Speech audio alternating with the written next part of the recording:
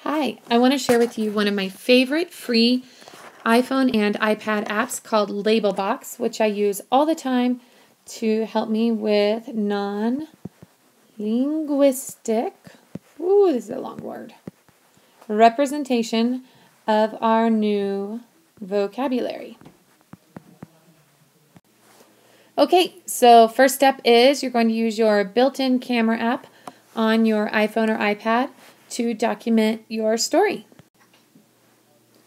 Okay, so you're going to take pictures as the story's going on, and I'll tell you, you really can't get 2 or 3 shots of each one, know which one's going to take a picture.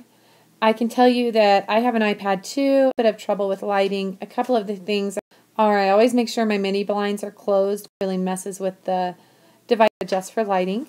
As you can see, I just try to document the story as I can. Now, usually pictures, I actually try to who needs a job to be the photographer and take all of the pictures for us. The app you'll want to download is called Labelbox. It's completely free, which is great, and works either with your iPad or your iPhone. As it's originally written as an iPhone app instead of an iPad app, if you open it on your iPad, it will open up in iPhone format, which means you'll see this little 2X down here at the bottom right corner. And just tap it once, and it will double size and be easier to use.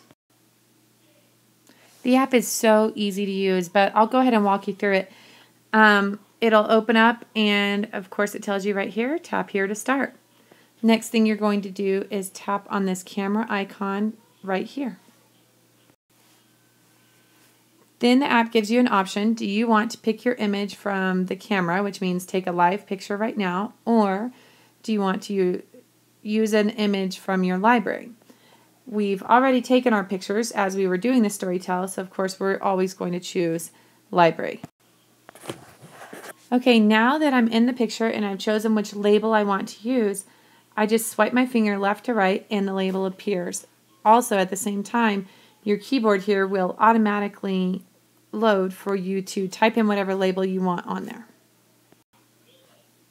You can label anything in the picture that you want to. For example, this boy is sleeping across a couple of chairs, but I want them to know that in the story that was the bed. So here I have put la cama, which is the Spanish word for bed. Okay, not that you can tell that I make this mistake a lot, but the most important part to remember is after you've labeled your picture, you have to choose this icon right here. It looks like an arrow pointing down into something kind of like a file or a box. This is how you save. I can't tell you how many times I have labeled a photo and then forgotten to save it. When you save it, it's automatically in your iPhoto library, but this time you'll have it with the label in it too.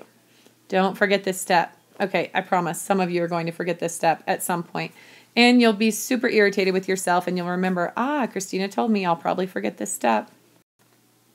Okay, so now you're ready to just go to your next picture. You're going to start the whole process again by going to camera and then choosing from the library, choosing your photo. Like I said, you can label anything. You can label objects in the picture. You can label the characters a couple of different places. You can label the action that's going on. For example, in this story, sacude was not really one of our keywords. It's not one of the key structures that we want them to know, but it was important to the story. So I've put this label here so that as they're retelling the story, they can remember, what was she doing in this scene? Obviously, you can have multiple labels. I have desayuno, the word for breakfast, and the phrase cuida a su niño. She takes care of her son or cares for her son. Here's another example of where I was reminding the kids what was the action going on in this story. I really like this example here because again it shows you se pone nerviosa, the action going on in this story, but also I caught my student teacher Liz in the middle of teaching, and it's a great example of how she's just giving one of our actors a suggestion of how to act out that part. You can make the labels as long or as short as you want them to be. So if you need it to encompass both of them because both characters are involved in the action, you can just make it that long. Okay, to those of you TPRS teachers, you probably knew right away that these two kids with their hands up in the air were a building, obviously. But it's always a pretty good idea to label what the building was.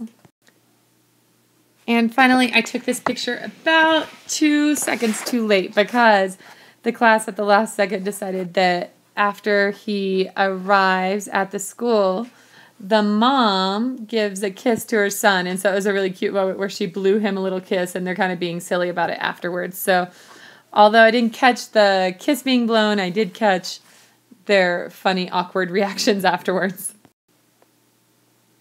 A couple of final notes of how I use this application. So this is how I use it with a story.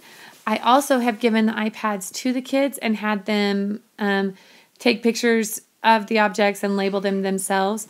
I'll tell you, I do use student volunteers to be the photographer, but I am very, very careful about having the student actually label the picture because the chances that they'll miss an accent mark or make a typo or misspell something are pretty high. And once the labels are made and saved in there, you have to redo the whole process in order to fix that typing error. So just a caution for you to use.